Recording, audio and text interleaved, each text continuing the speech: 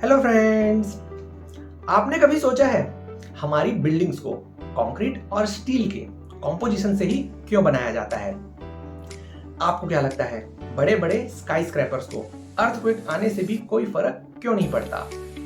And how is it possible to manufacture light weight aeroplanes which are fairly strong to withstand air resistance and turbulence?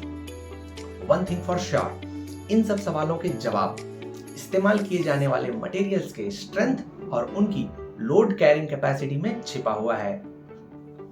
Eight the microscopic level solids का structure springs और metal ball से बने पिंजड़े के समान होता है। मतलब atoms act like metallic balls and interatomic force is like a restoring spring force. जब कभी इस स्ट्रक्चर पर एक्सटर्नल फोर्स अप्लाई किया जाता है तो डिफॉर्मेशन टेक्स प्लेस और लोड को हटाते ही ये स्ट्रक्चर अपने ओरिजिनल शेप पर वापस आ जाता है, provided the external applied load is with in the elastic limit. इसकी बेहतर अंडरस्टैंडिंग के लिए चलिए एग्जामिन करते हैं how do solids behave when an external force is acting on it. Solids के अंदर डेवलप हुए restoring force per unit area को स्ट्रेस कहा जाता है, which can be tensile और compressive. नेक्स्ट, एक्सटर्नल फोर्स के इन्फ्लुएंस में सॉलिड्स में जो रिलेटिव डिफॉर्मेशन होता है उसे स्ट्रेन कहते हैं। फिर साइंटिस्ट रॉबर्ट हुक ने बताया कि this strain is proportional to external applied force per unit area, जिसे आप एक्सटर्नल स्ट्रेस भी कह सकते हो। But wait, is it always true? क्या हम सभी मटेरियल के लिए किसी भी सिनेरियो में हुक्स लॉ अप्लाई कर सकते हैं? No, we don't. इसे समझने के लिए let us take a simple example.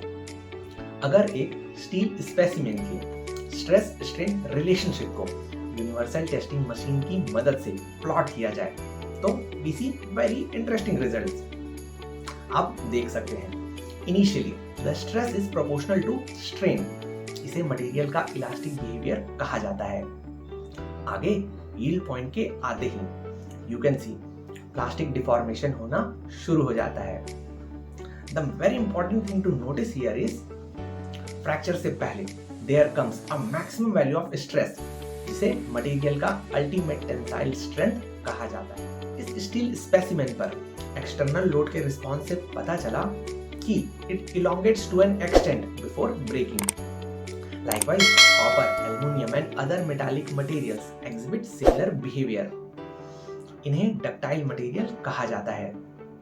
बिल्कुल इसका उल्टा, वो मटेरियल्स जिनमें कोई प्लास्टिक डिफॉर्मेशन नहीं होता, मतलब एक पॉइंट के बाद सीधा फ्रैक्चर, उन्हें ब्रिटल मटेरियल कहते हैं। जैसे आपका rubber band, glass and concrete.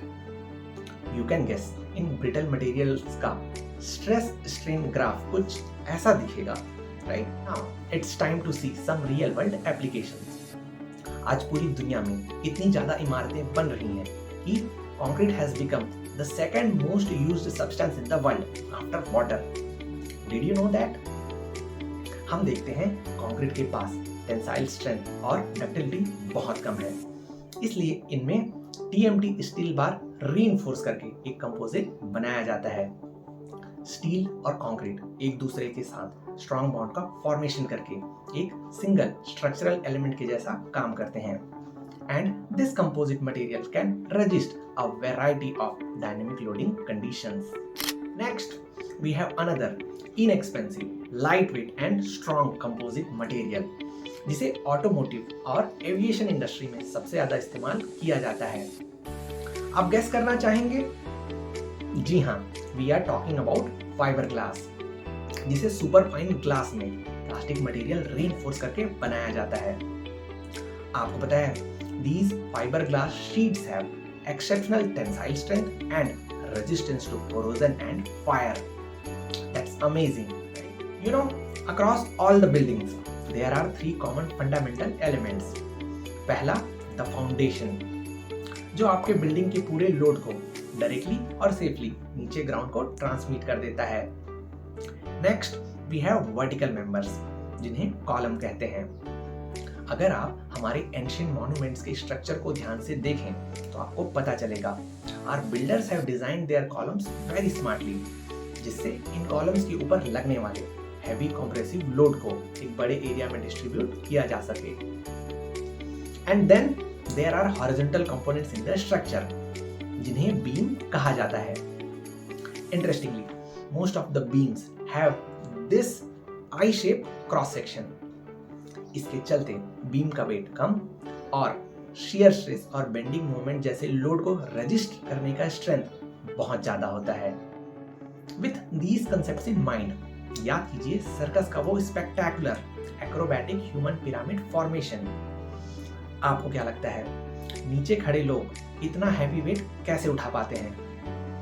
Actually the load is very well distributed across the legs and arms of all the performers, जिसके कारण नीचे खड़े परफॉर्मर्स तक एक बेरेबल स्ट्रेस ही ट्रांसमिट होता है। चलिए आगे बढ़ते हैं पहाड़ों की ओर।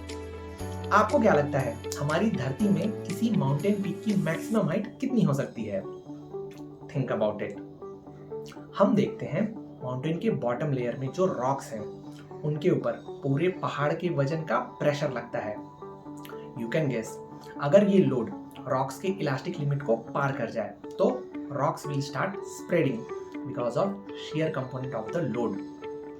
इसका मतलब ये रॉक्स एक पर्टिकुलर लिमिट के बियॉन्ड लोड नहीं संभाल सकते और इसलिए माउंटेन्स की हाइट भी एक लिमिट से ज्यादा नहीं हो सकती। चलिए इसकी वैल्यू पता करते हैं। अब मान लीजिए माउंटेन की हाइट h और एवरेज डेंसिटी 3000 किलोग्राम पर क्यूबिक मीटर है, तो इसके कारण बॉटम लेयर पर लगने वाला pressure is equal to h rho g, which is close to 30,000 h।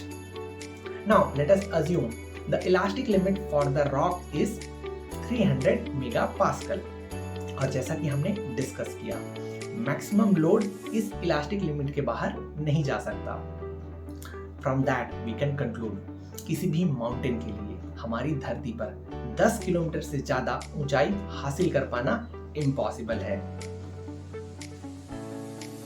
तो फिर दुनिया के सबसे ऊंचे माउंटेन पीक माउंट एवरेस्ट की हाइट कितनी है? आप मुझे कमेंट करके बताइए।